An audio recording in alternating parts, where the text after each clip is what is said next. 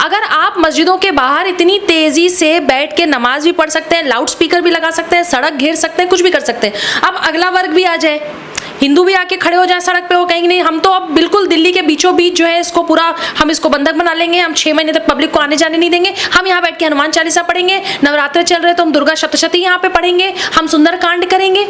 तो फिर मतलब सेक्युलर होने का कोई मतलब ही नहीं। अगर आप सेक्युलर हैं, आप इक्वालिटी की बात करते हैं, तो हिंदू मुस्लिम सिख ईसाई सबके राइट्स इक्वल हैं। अगर आप ये कर रहे हैं, एक वर्ग ये कर रहा है, तो दूसरा वर्ग भी फिर स्वतंत्र है करने के लिए, फिर तो देश का कबाड़ा हो जाएगा। लेकिन शिवसेना का कहना है कि चुनाव है बीएमसी के, 31 साल से बीएमसी के अंदर शिवसेना है, इसीलिए राज ठाकरे ये मैटर उठा रहे हैं।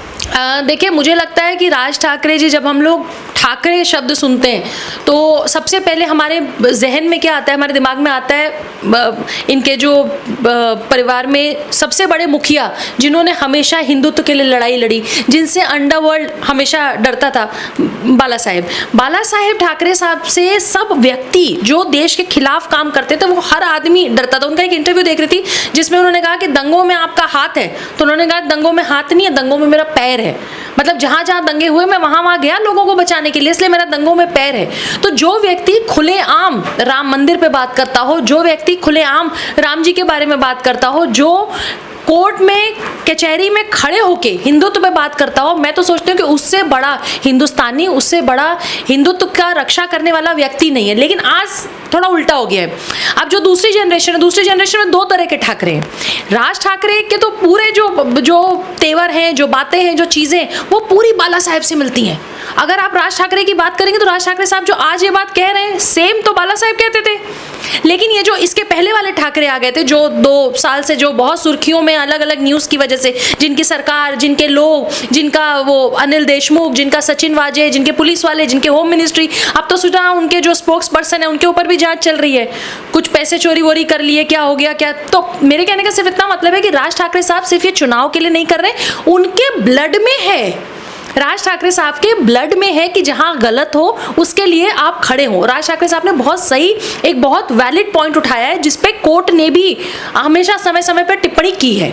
लेकिन सबसे बड़ी बात है कि बीजेपी के बड़े नेता हैं नितिन गडकरी, वो जाते हैं राज ठाकरे से मिलने, तो समझ में आता है कि कहीं मनसे की बात करें राज ठाकरे की और बीजेपी के अंदर कोई साठगांठ तो नहीं है बीएमसी चुनाव को लेकर। देखिए, राज ठाकरे, देखिए नितिन गडकरी साहब का एक बहुत बड़ा बिजनेस वर्ग से वो आते हैं, बिजनेस है उनका अपना एक बैकग्राउंड है, नागपुर महाराष्ट्र के ही हैं, वहीं से चुनाव लड़ते हैं।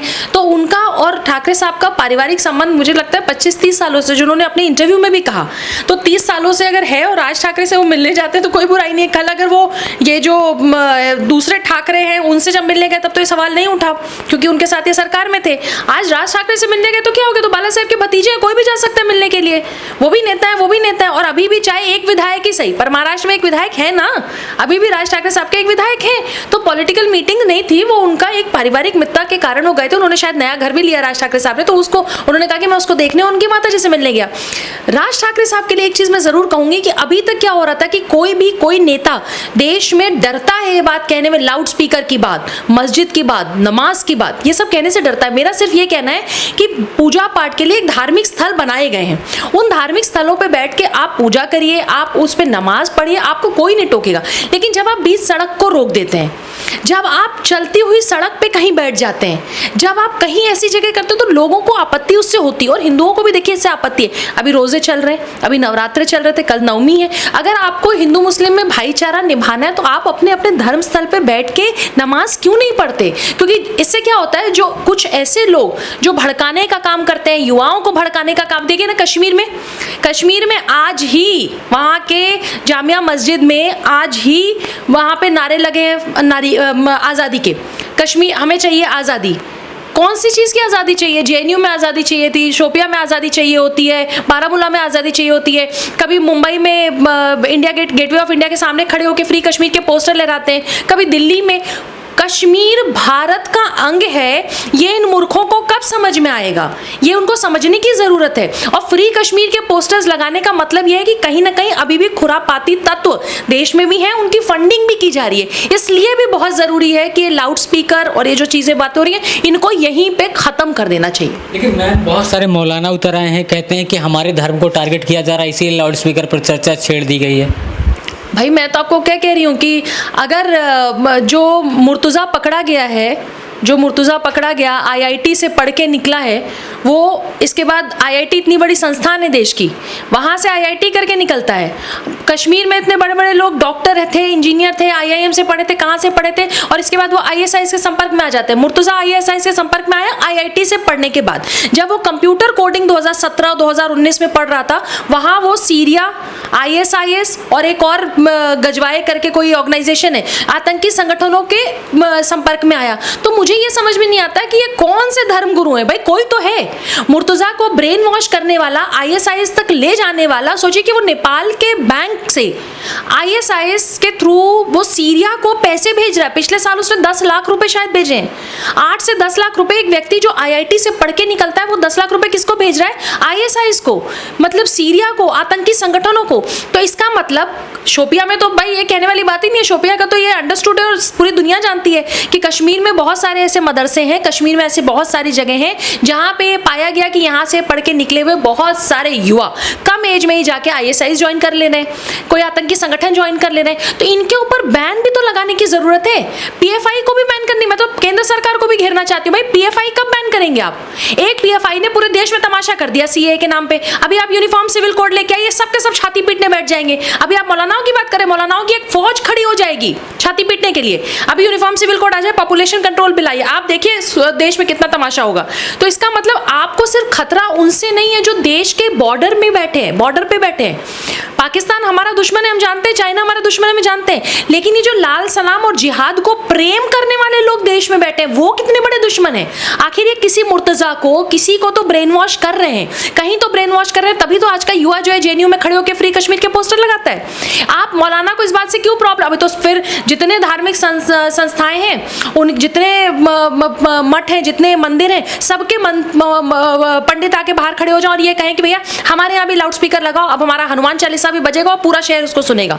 तब तो फिर तांडव हो जाएगा पूरे देश में। आप एक वर्ग को रोक नहीं पा रहे हैं, एक वर्ग को खुश करने में इतना लग गए हैं कि वो पूरे शहर में, पूरे देश में, हर जगह कोई तांडव करे, आप उसको रोकते नहीं है। अगर आप सच में हिंदू मुस्लिम एकता चाहते हैं तो जो मौलाना, बहुत सारे मौलाना अच्छे भी हैं, ऐसा नहीं है, उन मौलानाओं को सामने आना चाहिए। उन मौलानाओं को ये कहना चाहिए, जो मुस्लिम स्कॉलर्स हैं, उनको आके सामने आके ये कहना चाहिए कि भैया नमाज मस्जिदों में पढ़नी चाहिए, घरों में पढ़नी चाहिए, धार्मिक स्थलों पे पढ़नी चाहिए। लाउड स्पीकर इतनी तेज तेज करके पूरे शहर में अगर लोग इसकी बुराइयां करने लगे हैं, लोग अगर इसकी शिकायत करने लगे, अगर लोगों को इससे डिस्टर्बेंस होने लगी, तो इसको कहीं पे जाके स्टॉप करने की जरूरत है। आप अगर हिंदू मुस्लिम भाईचारा नहीं निभाएंगे, सारा ठेका हिंदुओं ने रखा है।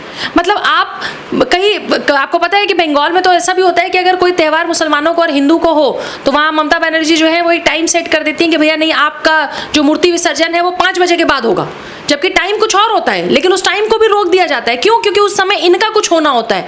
ऐसे नहीं होगा, क्योंकि एक वर्ग अंदर अंदर फिर ये कहता है कि भाई आप आज़ाद हैं, आज़ाद देश में रह रहे हैं, सेक्युलर है, हिंदू मुस्लिम सिख ईसाई चारों की ये कंट्री है, एक को खुश करने के लिए, एक को बढ़ावा देने के लिए इतनी पागलपंती क्यों है? अभी राजस्थान में एक जगह पे जहाँ पे 1 अप्रैल को हिंदू जो फर्स्ट न्यू नव वर्ष होता है, उसमें एक जुलूस निकल रहा था, वहाँ पे पथराव कर दिया, आगजनी कर दी।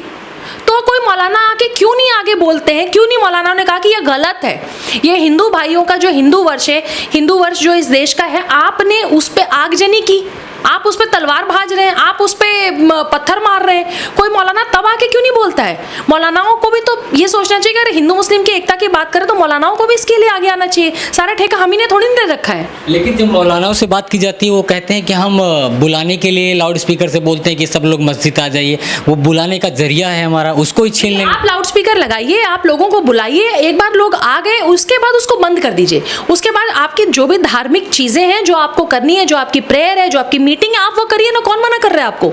लेकिन अगर राज ठाकरे का बात कहना, अब सिर्फ राज ठाकरे की बात नहीं है, बहुत सारे आम आदमी भी इसकी कंप्लेन करने लगे हैं। आपको पता है कि बहुत सारे लोगों ने पिटीशन डाली हुई है कोर्ट में, बहुत सारे लोग आरटीआई डाल रहे हैं, बहुत सारे लोग परेशान हैं इन चीजों से। तो आप अब दोनों वर्ग जब सामने आके पूछेगा नहीं, बात नहीं करेगा आपस में, तो ऐसा नहीं हो सकता कि एक वर्ग को खुश करने के लिए फिर तो फ्री कश्मीर के पोस्टर लहरा ही रहे, फिर तो मुर्तजा वो धार हथियार लेके गोरखनाथ मंदिर में जा ही रहा है।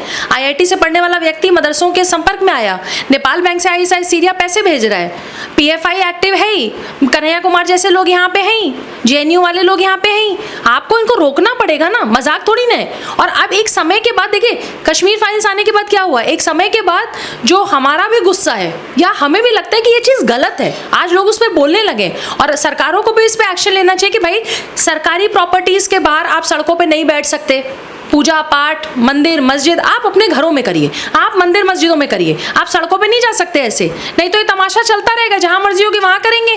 कल ये रेलवे ट्रैक के बीच में आकर ये करेंगे, आप बताइए क्या कर लेंगे। CA के टाइम पे कोई उठा पाया क्या इनको शाहीन बाग से? कोई नहीं उठा पाया, 6 महीने ने तांडव किया। आपको इनको रोकना पड़ेगा।